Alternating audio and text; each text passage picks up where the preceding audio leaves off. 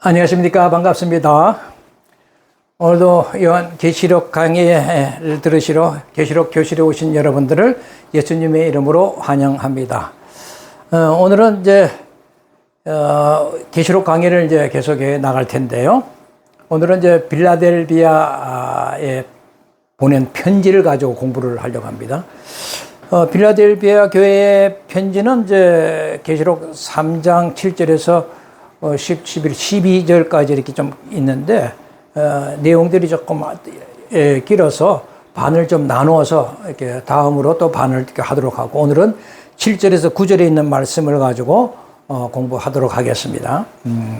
여러분들은 계시록 3장 7절에서 9절의 말씀을 펴주시면 좋겠어요. 그리고, 먼저 제가 이제 원문대로 되어 있는 것을 한번 이렇게 말씀을 드리고, 요점을 정리해 드리겠습니다. 자, 7절의 말씀을 보면 이렇게 되어 있네요. 빌라델비아에 있는 교회 천사에게 쓰라. 그가 이같이 말씀하신다. 거룩하고 참되신 이, 다윗의 열쇠를 가지고 있는 이, 열면 아무도 닫을 수 없고 닫으면 아무도 열 사람이 없는 이, 그렇게 되어 있네요. 그러니까 7절의 말씀은 그분이 이렇게 말씀하시는데 어디냐면요, 거룩하고 참되신 이, 그리고 다윗의 열쇠를 가지고 있는 이, 그리고 열면 아무도 닫을 수 없고요, 닫으면 아무도 열 수 없도록 하시겠다는 그분. 이 내용이 이제 좀 공부를 할 필요가 있고, 그 다음에 8절은 이렇게 되어 있어요. 내가 알고 있다. 내 행위들을 보라, 내가 네 앞에 열려져 있는 문을 주었다. 아무도 그것을 닫을 수 없는, 곧 네가 적은 능력을 가지고도 내 말을 지키며 내 이름을 부정하지 않았다는 것을, 이렇게 되어 있습니다. 그러니까 내가 네 행위들을 알고 있다는 거죠. 이 빌라델비아 교회 공동체의 성도들의 행위들을 잘 알고 있다는 것입니다. 그러면서 내가 네 앞에 열려져 있는 문을 주겠다라고 약속을 하네요. 그리고 뭐라고 했어요? 아무도 닫을 수 없고, 또 네가 적은 능력을 가지고도 내 말을 지키며 내 이름을 부정하지 않았다는 사실을 주님은 잘 알고 있다, 이렇게 알고 있다라고 얘기를 하고 계십니다. 8절의 내용은 이제 이런 내용을 좀 공부를 하고, 9절의 내용은 내가 네게 넘겨주겠다는 것입니다. 네게. 내는 빌라델비아 교회를 가리키죠. 네게 넘겨줄 것이다. 어떤 자들을, 사탄의 해당에 속하는 자들을 넘겨주는 거죠. 그 사탄의 해당에 속하는 자들은 자기 스스로는, 자신은 유대인이라고 자기들이 얘기하지만 주님이 볼 때 그들은 아니라는 거예요. 유대인이 아니에요. 예, 거짓말하고 있다라고 얘기하고 있죠. 그래서 앞으로 그런 자들이 바로 네 앞에 와가지고 네 발 앞에 와서 경배를 하겠다, 경배를 하도록 만들겠다. 왜냐하면 그들이 지금은 오히려 빌라델비아 교회를 핍박을 하고 있으니까요. 거꾸로 반대 현상이 일어난 거죠. 그러면서 내가, 하나님이 당신께서 너희를 사랑하는지를 그들이 알도록 해주겠다는 것입니다. 내용이 아주 빌라델비아에게 칭찬의 내용이 많네요. 이 내용을 가지고 공부를 하려고 하는데, 물론 이 말씀을 우리가 이해하기 위해서 빌라델비아의 도시의 그 환경이 어떤지 그 특징을 좀 살펴보도록 하겠습니다. 먼저 그 빌라델비아 도시라고 하는 곳의 사회적인, 정치적인 특징이 어떤 것인지 좀 살펴보면은, 이 빌라델비아라고 하는 곳은 이 우리가 앞서 공부했던 그 사대라고 하는 곳으로부터 한 동남쪽으로 한 40km 좀 떨어진 곳에, 이렇게 멀지 않은 곳에 이렇게 있는데, 이 도시는 BC 2세기 때 그 유메네스라고 하는 사람과 그의 동생인 아탈루스라고 하는 사람에 의해서 세워진 도시인데, 그 도시를 그들이 빌라델비아라는 이름으로 이렇게 도시 이름을 지었어요. 그것은 두 형제 간의 사랑이라는 뜻을 담고 있는 것입니다. 그리고 그 도시를 설립할 때 그 목적이 뭐냐면 그 도시를 그리스도의 문명과 아시아 문명의 중심지로 이제 삼기 위해서 그렇게 한 것인데, 그래서 중심지를 삼아서 다른 그 주변의 모든 지역의 헬라의 문화, 헬라의 언어, 헬라의 생활 방식 이런 것들을 계속 보편화시키기 위한 목적이 있었다는 것입니다. 따라서 빌라델비아 도시는 처음부터 그 그리스도의 사상과 문화와 이런 정신이 융합된 헬레니즘을 통해서 그 당시에 식민 지역의 여러 가지 다양한 이런 문화들을 하나로 통일해 가지고 그 효과적으로 좀 지배할 수 있도록 그런 목적을 가지고 이제 이렇게 빌라델비아라는 도시를 이제 탄생케 했다는 거죠. 그런 사실을 보면은 이 빌라델비아라고 하는 도시가 얼마나 헬라적 영향이 매우 강했는가 하는 것을 우리가 알 수가 있는 겁니다.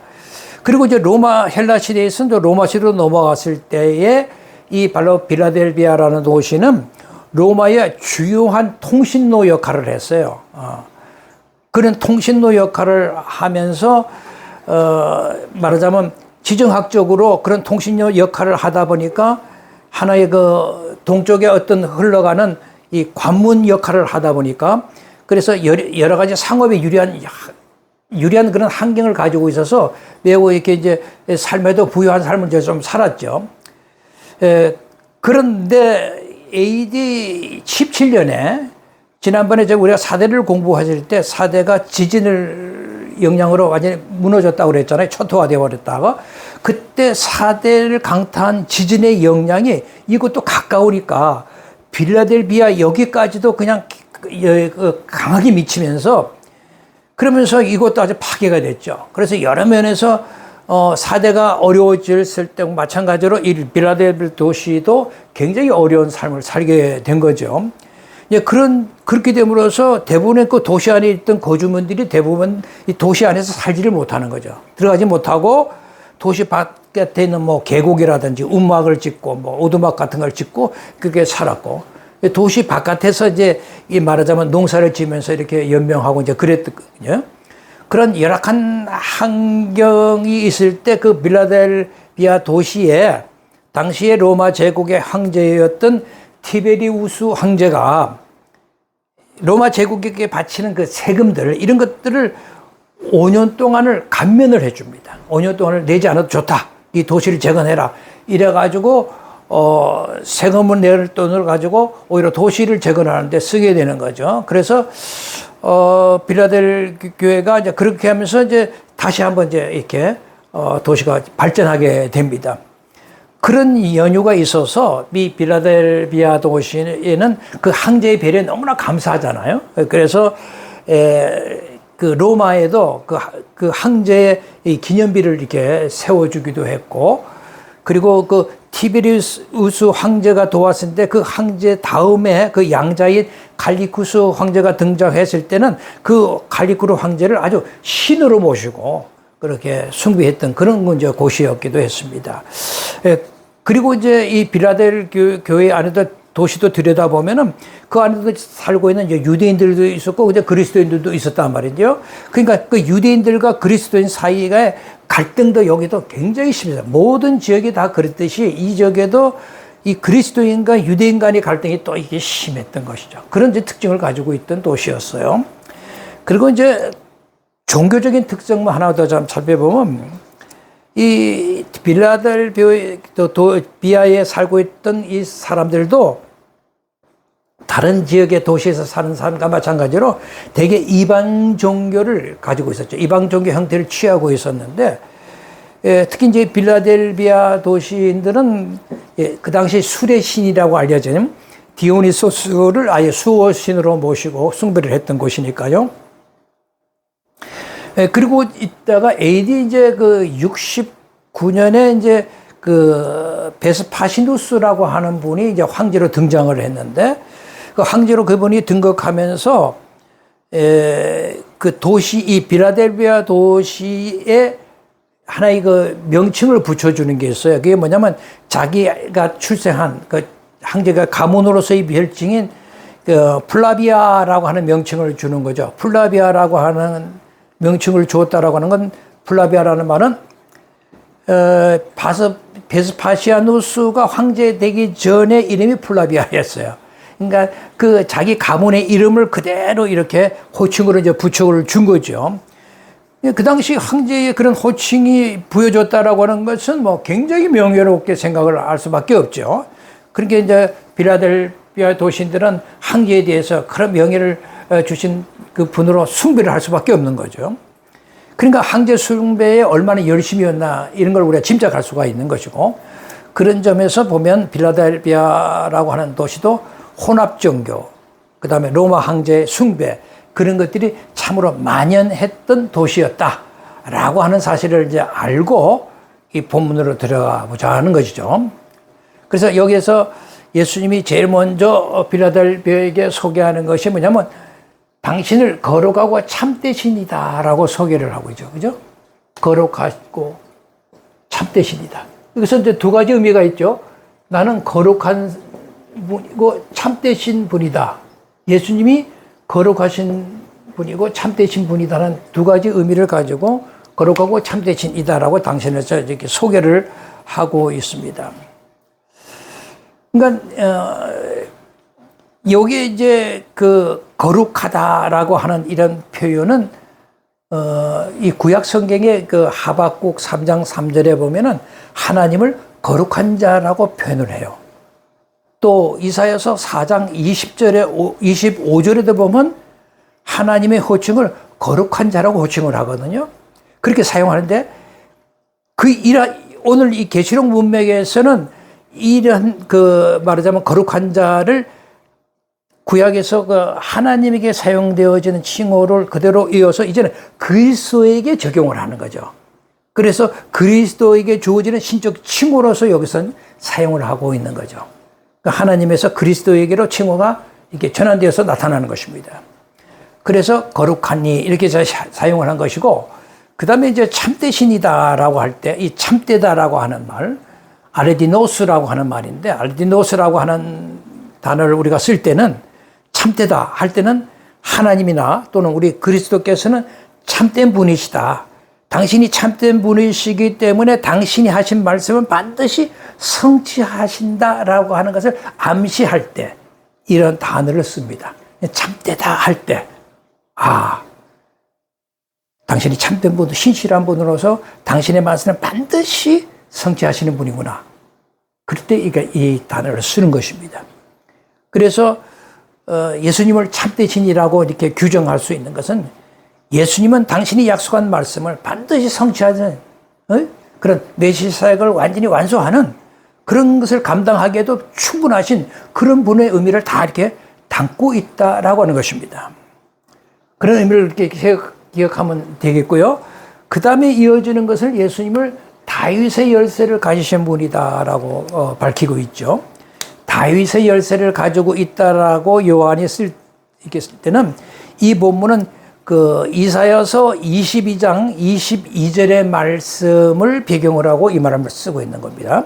자, 이사야서 22장 22절을 한번 찾아보시기를 바랍니다. 이사야서 22장 22절입니다. 이렇게 되어 있어요. 내가 또 다윗의 집의 열쇠를 그의 어깨에 두리니 그가 열면 닫을 자가 없겠고 다음은 열 자가 없으리라 는 말씀입니다.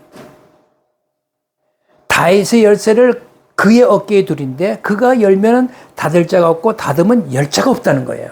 이 말씀을 지금 끌어다가 요한이 지금 예수님을 다윗의 열쇠를 가지신 분이다라고 적용해서 쓰고 있어요.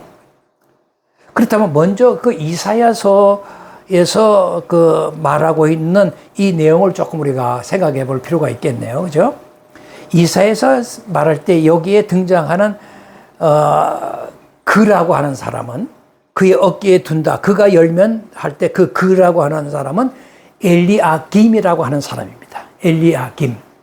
엘리야김이라고 하는 사람이 결국은 뭐냐면 다윗의 그 왕궁에 말하자면 국내 대신 겸 그 재무 대신을 맡는 그 당시에 최고의 고관 대작에 이렇게 이제 올랐다라고 하는 것입니다. 그 고관대장의 자리, 그 국내 대신, 재무 대신을 다 맡아가지고 뭐냐면 다윗 왕조의 청지기로서 하나님으로부터 다윗의 열쇠를 맡게 되었다라고 하는 거죠. 그래서 왕의 존전 앞에 나아갈 수 있는 것, 있도록 그것을 결정하시는 권한을 부여받게 되었다라고 하는 거죠. 그러니까 아무나 다 왕의 존전 앞에 나갈 수 있는 게 아니라 이 사람을 통해서 왕 앞에 나갈 수 있도록 그렇게 이제 그 권한이 엘리야에게 주어진 거죠. 그러니까 하나님께서 엘리야김을 들어서 다윗 왕가의 대표 권리를 행사하도록 정치적 권한을 주었다라고 하는 얘기거든요. 이것은 뭐냐면 모든 권력이 왕에서부터 나오는 게 아니라 만왕의 왕이신 하나님께로부터 나온다라는 사실을 보여주기 위한 것입니다. 이것이요. 그런 점에서 여기서 사용된 다윗의 열쇠라고 하는 것은 문자적인 의미의 그런 열쇠를 말하고 있는 것이 아니라 왕에게로 나아갈 수도 있게 하고 왕에게 오는 것을 허락하지 않을 수도 있는 권세를 상징해서 지금 쓰고 있는 말이에요. 그러니까 이처럼 엘리야김이 왕의 집에 대한 권세를 의미하는 다윗의 열쇠를 가진 사람으로 소개하고 있잖아요. 그럼 그것은 무엇을 말하는가? 그 의미는 무엇일까? 그걸 알아야 되겠죠. 그것은 바로 예수님께서 바로 엘리야김의 이러한 역할과 기능을 성취하시는 분이시다는 것을 나타나기 위한 것이죠. 그런 점에서 엘리야김은 왕적이며 제사장적인 메시아의 종이신 예수님을 예표한다라고 말할 수 있는 거예요. 엘리야김을 예수님의 예표로서 등장시켜서 이렇게 지금 역할을 감당하게 하셨구나라는 것을 알 수가 있죠. 그러니까 엘리야김이 다윗의 열쇠를 가진 자였다라고 우리가 구약에서 근거로서 볼 때, 즉 신약 입장에서는 메시아로서 이 땅에 하나님의 나라를 설립하신 바로 예수님이야말로 다윗 왕국의 성취인 영원한 하나님의 나라의 출입을 결정하는 분이시다라는 것을 말하고 있는 거예요. 이 얘기가 오죠. 그러니까 예수님만이 하나님의 나라의 출입을 결정하시는 분이다라는 것을 보여주기 위해서 이런 의미를, 이런 말씀을 지금 빌라델비아 교회에게 보냈다라는 것을 알 수가 있죠. 그 다음에 이어지는 본문이 뭐냐면, 열면 아무도 닫을 사람이 없고 닫으면 아무도 열 사람이 없다라고 하는 거예요. 이것은 다윗의 열쇠가 가진 특징이죠. 여기 이제 앞에 문이라는 것이 생략되죠. 문을 열면 아무도 그 문을 닫을 사람이 없고, 문을 닫아 놓으면 아무도 그 문을 열 사람이 없다. 이런 표현이자 말이죠. 그러니까 이것은 다윗의 열쇠를 가지신 분에 대한 부연 설명으로 이렇게 이제 우리에게 보여주는 것인데, 자, 다윗의 열쇠를 가지신 분에게는 당연한 결과죠. 그죠? 다윗의 열쇠를 가지신 이에 의미하는 바를 더욱더 강화시켜서 이런 표현을 쓰고 있는 겁니다. 결국은 이 문구는 메시아 왕국에 대한 예수 그리스도의 절대적인 주권을 의미하면서 우리에게 그 의미를 더 강화시켜주고 있는 것을 알 수가 있죠. 그런 의미로 우리가 생각을 하면 되겠어요. 그 다음에 우리가 8절로 넘어가면은 이 8절의 말씀은 7절의 말씀과 연속선상에 있는 말씀인데, 그러니까 7절은 이 다윗의 열쇠, 그 문하고 관련되어 있는 주제가 서로 연결돼서 얘기하고 있지 않았어요? 그 8절, 7절에 이어서 8절에서는 그 열린 문을 이제 사용함으로써 여기 문이 열렸다, 열린 문, 열려져 있는 문, 이렇게 사용을 함으로써 이 7절과 8절 사이에 연속성을 이렇게 유지시켜서 쭉 이렇게 연결되어 설명하고 있는 내용을 이제 알 수가 있는 거죠. 그러면서 하시는 말씀이 내가 네 행위를 안다라고 말씀을 하세요. 이 문구는 우리가 계시록 2장 3장에서 우리가 언급한 바 있지만, 항상 주님이 어떤 교회를 칭찬할 때 일관성 있게 사용된 표현이에요. 그죠? 내가 네 행위들을 안다라고 할 때 칭찬하실 때 쓰는 용어였죠. 그러니까 여기서 말하는 그 내 행위들이라고 하는 것은 결국은 뭐냐면 적은 능력을 가지고도 네가 예수님 말씀에 순종했다는 거예요. 이것이 칭찬이죠. 적은 능력을 가졌는데도 내 말을 지키고 내 이름을 부정하지 않았다라는 것입니다.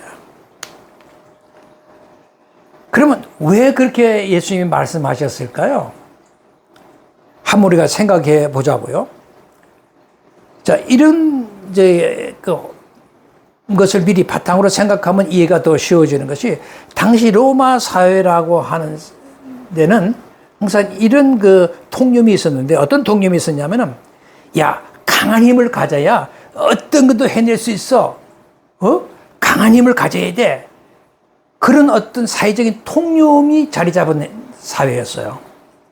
그런 관점에서 우리가 생각해 볼 때, 적은 능력을 가지고서는 그럼 아무것도 할 수 없네. 그렇게 생각하는 사회적인 통념이 있잖아요. 그런데 빌라델비아에는 적은 능력을 가졌는데도 불구하고 어떻게 됐어요? 당신의 말을 지키고 당신의 말을 부정하지 않을 수 있었다라는 거죠. 적은 능력을 가지고 또 아무것도 할 수 없다라고 생각하는 그 당시 사회적인 통념에서는 적은 능력을 가지고 이렇게 멋지게 해냈네요. 그렇게 그 사회적인 환경 속에서 이런 말씀을 하시는 겁니다. 그러니까 빌라델비아의 교회가, 공동체가 아주 적은 능력을 가졌다라고 하는 말은 예수님이 볼 때도 그 교회 공동체를 이렇게 들여다보니까 교회 공동체의 숫자가 얼마 안 되는 거예요. 수적으로도 적고. 그러다 보니까 교회 재정적인 면에서도 형편없는 거죠. 그러니까 수적으로나 재정적인 측면에서 규모가 아주 적다라고 하는 거예요. 그럼 그것이 적은 능력을 가지고도 그렇게 얘기하는 겁니다. 교회가 말이지 헌금이 많고 재정이 많고 성도가 많으면은 아무래도 힘을 쓰지 않습니까? 그런데 빌라델비아는 사람도 얼마 없고 재정도 얼마 없는데도, 근데도 불구하고 그런 외적인 핍박이 오고 멸시가 오는데도 불구하고 당당하게 그걸 맞서서 이겨냈다는 거죠. 예? 그래서 빌라델 교회를 이렇게 칭찬하는 겁니다. 오늘날 우리가 이거 굉장히 새겨드려야 할 말씀이에요. 우리는 교회가 커야 뭐든지 해야 될 것 같은데, 작은 능력을 가지고 작은 규모와 작은 이런 수준을 가지고도 예수님 말씀을 신실하게 지키는 게 중요하거든요. 이것은 우리 큰 교회 성도들도 좀 이렇게 귀를 열고 좀 이렇게 깊이 한번 생각해 볼 필요가 있는 말씀이에요. 그러니까 그러한 환경 속에서도 예수님의 이름을 부정하지 않기는 어렵거든요. 그런데도 끝까지 예수님 말씀을 지켰다는 것입니다. 이것이 빌라델비아 교회를 향한 예수님의 칭찬이죠. 다 교회들이 다 그랬으면 좋겠어요. 작은 교회라 규모가 적다, 나는 저거 수가 적네, 재정적으로 어렵네, 그런 얘기할 게 아니라 그런 속에서도 예수님 말씀을 순수하게 지켜나가는 교회가 되기를 원하는 것입니다. 그 다음에 이어지는 부분이 뭘까요? 그 다음에 내게 열려져 있는 문을 주었다라고 말씀하시죠. 내가 내 앞에 열려져 있는 문을 주었다라고 말씀하죠. 열려져 있다. 열려져 있다라고 하는 이것이 좀 헬라어 문법적으로 좀 설명을 좀 해야 되는데, 이 에노그메넨이라고 하는 말인데요. 이게 쓸 데가 없네, 이거. 이게 좀 어려운 단어인데,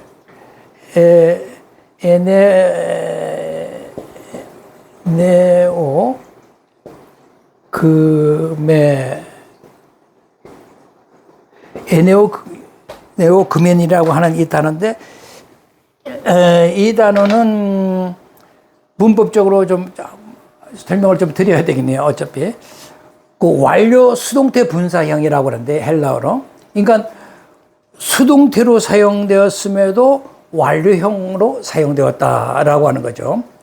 그러니까 수동태로 사용되었다라고 한 것은 다윗의 열쇠를 가지고 있는 예수님에 의해서 문이 열려져 있다라고 하는 거죠. 예? 수동태로 예수님에 의해서 문이 열려진 거예요. 누가 열 수가 없는 거예요. 예수님에 의해서 문이 열려져 있다라고 하는 것을 얘기하는 것이고, 그 다음에 열려있는 상태다, 열려져 있다라고 하는 것은 완료 상태로 지금 표현하고 있는 겁니다.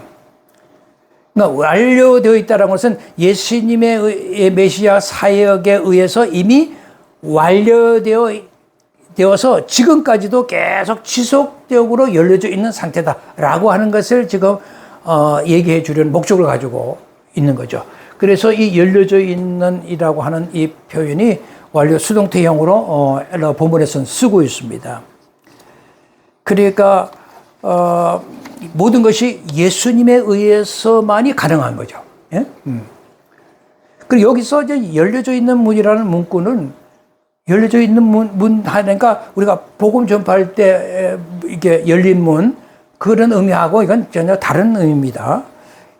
여기에 열린 문 할 때는요, 여기 열린 문 할 때는 유대인들 간의 갈등 관계에서 이게 나오는 말씀이에요.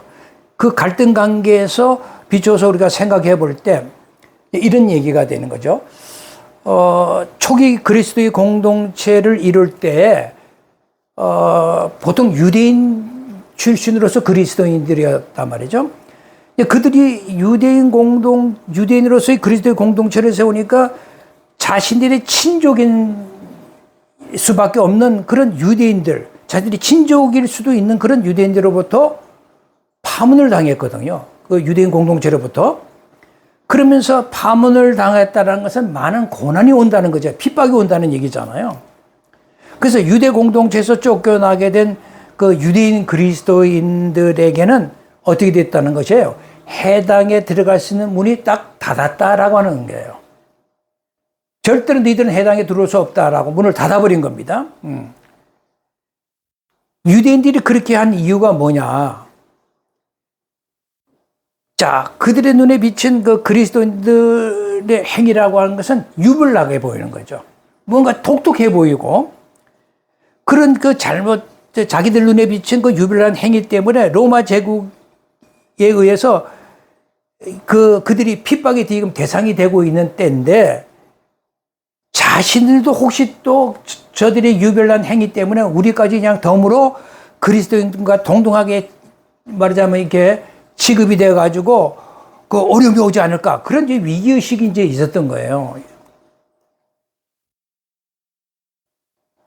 그러니까 그런 위기의식이 작용하다 보니까 자관 그 문을 어디든지 닫아버리는 거야. 근데 두르지 못하고 같이 너희들하고는 공동체를 이룰 수 없다. 너희는 절대 나하고 우리하고 만나지도 말자. 예, 문을 닫아버린 것입니다. 그리고 이제 그 종교 사회적 관점에서도 이렇게 보면은 당시 그 유대인들은 로마 제국으로부터 독립적인 지위를 좀 인정받은 게 있어요. 그래서 황제 숭배 같은 로마 제국의 법률에 적용을 받는데 좀 예외로 이렇게 두기도 이렇게 했거든요. 그러니까 어느 정도 예외적인 혜택을 좀 받고 있었죠. 왜냐하면 유대인들은 로마인들이 와서 봤을 때 우리 집 유일신 여호와만 섬기고 그러니까 그걸 타치했다가는 이 유대인들과는 어떤 뭐 조금 더 어떤 연결성을 가질 수가 없으니까, 그래 니들은 유일신을 섬기니까 그럼 로마 황제를 숭배하는 것은 그래 안 해도 좋겠다. 그러나 로마 황제로서는 니들이 대우는 해야 되지 않느냐, 그렇게 이제 타협을 한 거죠.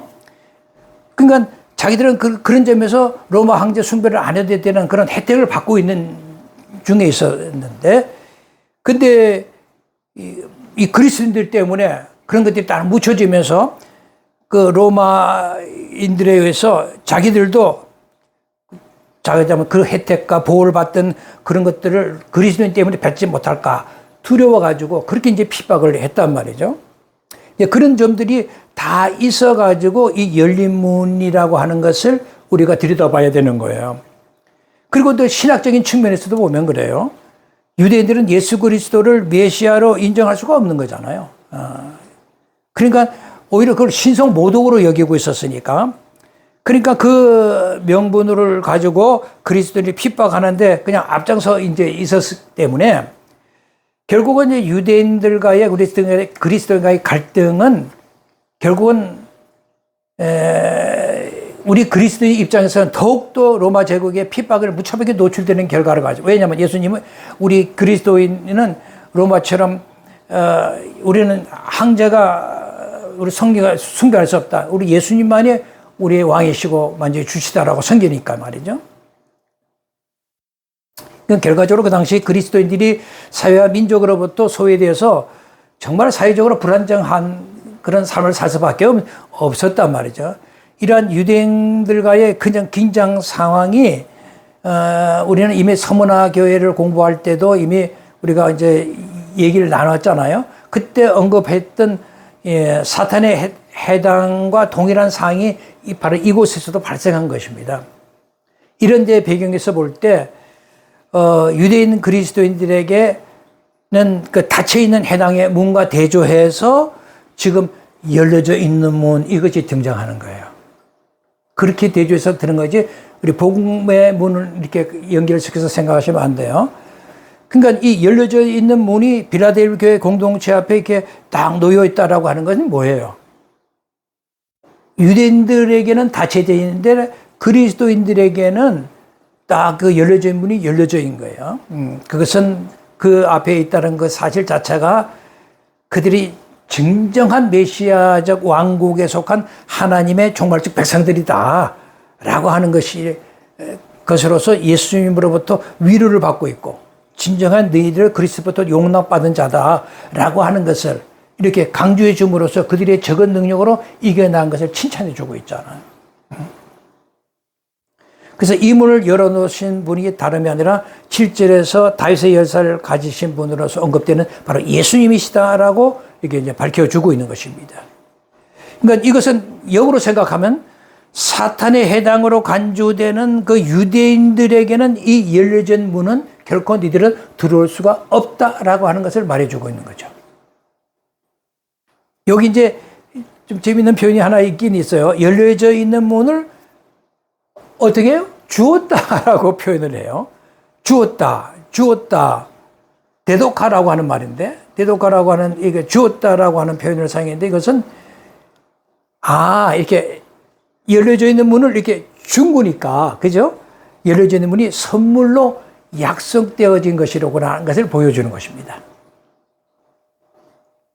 다윗의 열쇠에 의해서 열려진 문은 적은 능력을 가지고도 신실하게 약속의 말을 지켰던 빌라델비아의 성도들에게 주시는 하나님의 뭐다? 선물이다라고 하는 겁니다. 그러니까 빌라델비아의 성도들은 유대인의 해당의 문은 닫혀서 유대인들로부터는 소외를 당했지만은 아무도 닫을 수 없는 하나님의 나라의 문이 그들에게는 활짝 열려 있어가지고 하나님의 나라의 백성에 속하게 되었다라고 하는 사실을 다 보여주면서 위로하고 있잖아요. 말씀을 공부하면 가슴이 이렇게 이렇게 오르는 게 뭐가 있어요.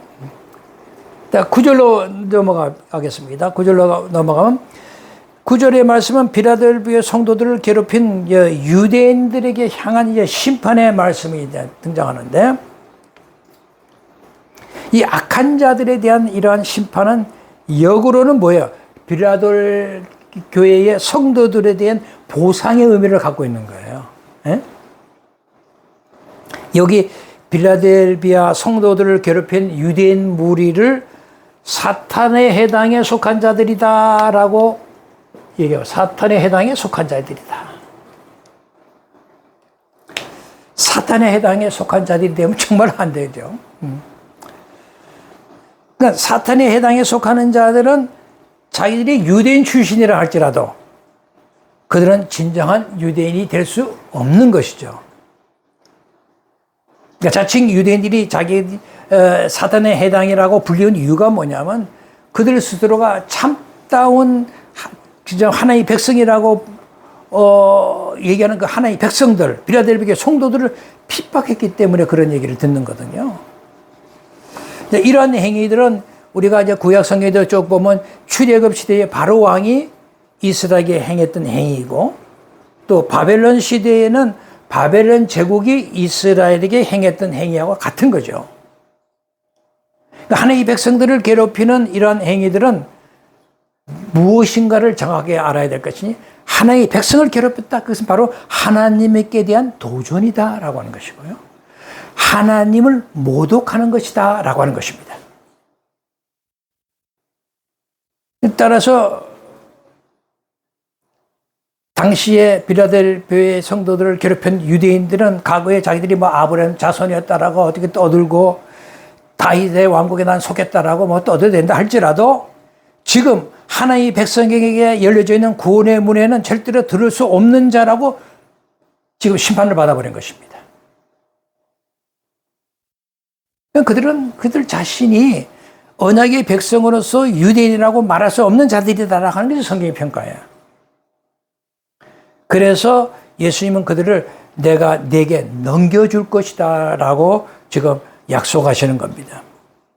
예수님께서 넘겨주겠다고 하신 이 대상이 뭐냐면 그 사탄의 해당에 속하는 자 전체를 가리키거든요. 사탄의 해당에 속하는 그 전체 모든 걸 다 내가 너에게 넘겨주겠다 이렇게 얘기해요. 넘겨준다라고 하는 것은 굉장히 심판의 메시지인데요. 이것은 어느 말씀을 배경으로 했냐면 이사야서 60장 14절의 말씀을 배경으로 이 말을 쓰고 있습니다.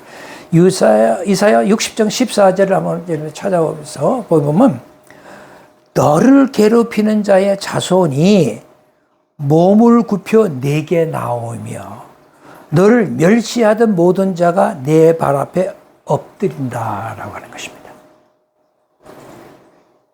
너를 괴롭게 하던 자의 자손들이 이제 몸을 굽혀서 내 앞에 나와서 무릎을 꿇는 거죠. 너를 멸시하던 모든 자가 내 앞에 다 엎드리게 된다라는 것입니다. 이 말씀이 몸을 굽혀 내게 나오며, 모든 이제 그런 하나님의 백성들을 괴롭히는 자손들은 다 이렇게 나중에 그들 앞에, 진정한 백성들 앞에, 하나님의 백성들 앞에 무릎을 다 꿇게 된다라고 하는 것이거든요. 그러니까 이스라엘을 그 당시, 그러니까 구약 시대에 말하자면 이스라엘을 멸시했던 모든 자들은 이스라엘 앞에 다 무릎 꿇게 해주겠다는 약속이었는데,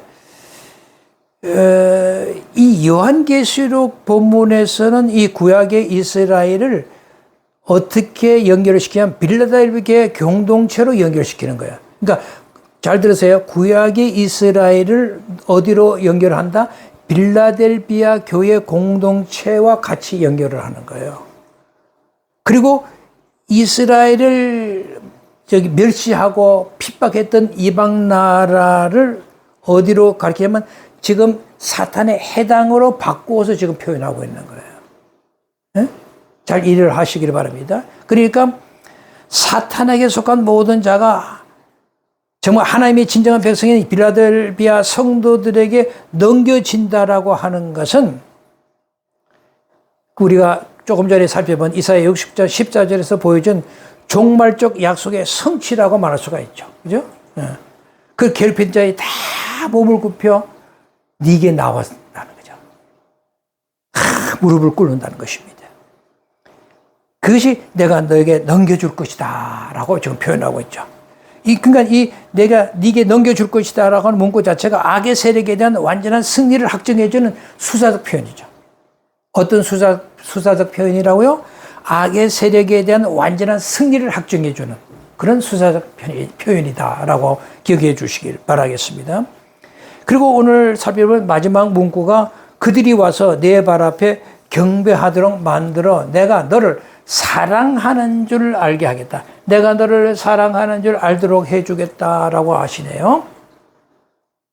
그러니까 예수님은 사탄의 해당에 속한 유대인들을 빌라델비아 교회 성도들의 발 앞에 오게 해서 그들 앞에 절하게 하셔서 예수님이 그들을 사랑한다는 것을 보여주겠다는 것입니다.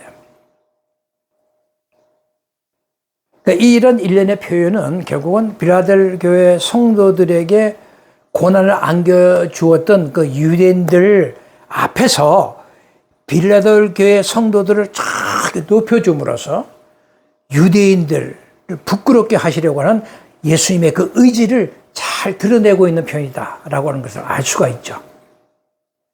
이것은 우리가 시편 23편 5절에 있는 말씀, 원수의 목전에서 내게 상을 치러준다. 상을 차려. 누구의 목전에서? 원수의 목전에서, 원수들의 눈 딱 보는 들 앞에서 네게 상을 딱 차려주겠다는 그 말씀이 연상되지 않습니까? 그러니까 이 말씀과 연상해서 이렇게 좀 찾아보니까 이사야서 45장 14절, 49장 23절, 60장 14절 또 이런 말씀과 또 스가랴서 8장 20절과 23절 이런 말씀들을 제가 이렇게 연결해서 찾아봤는데 거기서 보면 모든 이방 민족이 참 유대인들 앞에 무릎을 꿇게 될 것이다 라는 약속들의 말씀들이 나와요. 그러니까 이런 약속들의 말씀을 보면은 참 유대인이고 새 이스라엘은 빌라델비아 교회 공동체 앞에 육적 이스라엘인 유대인들이 무릎을 꿇고 경배하게 되는 방식으로 성취되고 있다는 것을 보여주는 거예요. 그래서 우리가 구약 성경만을 가지고 있는 유대인들에게는 너희들이 구원이 없다라고 그래서 얘기하는 거예요. 그들에게는 예수 없잖아요. 그래서 우리가 구약 성경을 읽을 때는 예수님이 없는 구약 성경을 읽으면 유대인과 똑같은 시각이기 때문에 엉터리 같은 해석을 우리가 들을 수밖에 없다라고 하는 말씀을 전에 드렸잖아요. 그래서 구약 성경은 항상 예수로 성취되는 신약의 말씀을 통해서 들여다봐야 돼요. 그렇게 해석이 되고 설교가 되어야 우리 기독교적인 메시지가 된다는 것을 우리가 알 수가 있죠. 그러니까 예수님은 구약의 약속들을 성취하신 이후에 이제 구약의 이스라엘은 구약 시대의 그 이스라엘 더 이상 약속의 성취의 주인공이 아니다라고 하는 거죠. 그래서 로마서 2장 28절 29절에 표면적 유대인들은 더 이상 유대인이 아니고 이면적 유대인인 빌라델비아 성도들이 참 유대인이다라고 하는 말씀을 하는 거예요. 그러므로 유대인들이 빌라델비아 성도들의 발 앞에 경배하게 된다라고 하는 것은 바로 이 우리 교회 공동체가 바로 에덴적인 그 왕의 질을 이렇게 회복된다. 반드시 그것을 하나님께서 회복시켜서 성취시켜 주겠다라고 하는 약속과 다름이 없는 것입니다. 이것이 바로 8절에서 적은 능력을 가지고도 예수님의 말씀을 지키고 배반하지 않았다라고 하는 이 빌라델비아 교회 성도들에게 예수님이 주시는 반전의 은혜다라고 하는 것입니다. 오늘은 그래서 빌라델비아 교회에 절반만 이렇게 해서 말씀을 증거를 했는데 다음 시간에 이제 10절, 11절, 12절의 말씀을 이어서 하도록 하고 오늘은 이것으로 강의를 이제 마치도록 할 것입니다. 여러분 그러면 다음 시간에 만날 때까지 안녕히 계시고 요즘 뭐 이렇게 월드컵이 뭐 이렇게 하도 좀 이 공부는 하십시오. 다음에 시간에 뵐게요. 감사합니다.